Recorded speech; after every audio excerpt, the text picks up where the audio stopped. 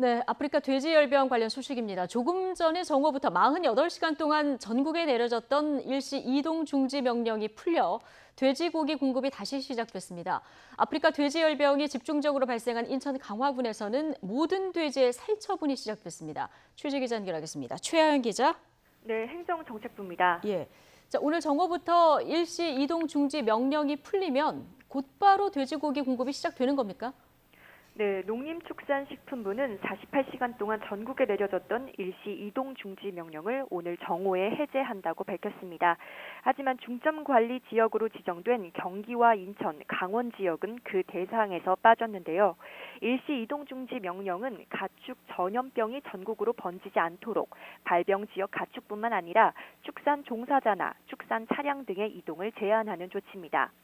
농식품부는 이동 중지 명령이 해제되면 즉시 도축장과 농협 공판장, 도매시장 등이 문을 열어 돼지고기를 공급할 것이라고 밝혔습니다.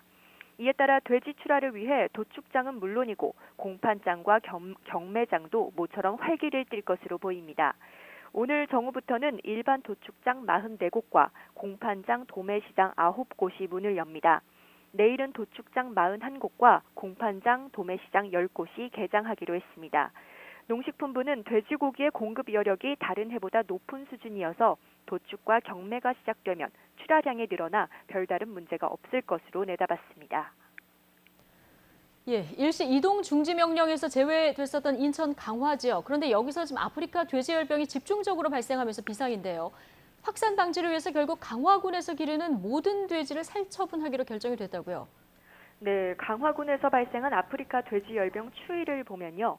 지난 24일 강화군 송해면에서 확진 판정이 나온 뒤 부름면과 삼산면, 강화읍, 하전면까지 지금까지 5건이 발생했습니다.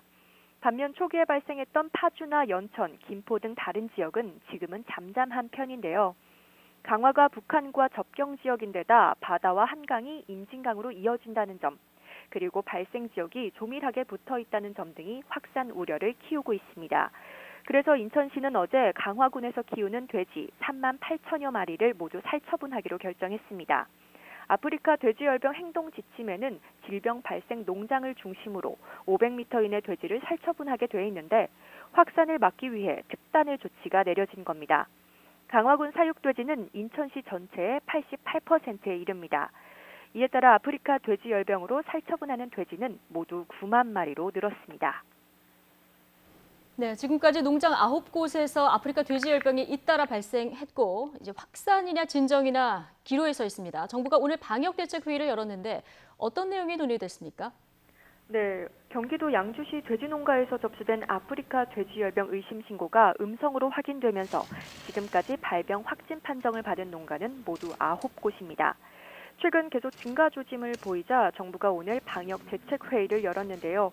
이 자리에서 이낙연 국무총리는 어젯밤 농장 초소 2곳과 이동 통제 초소를 기습 점검했다고 밝혔습니다.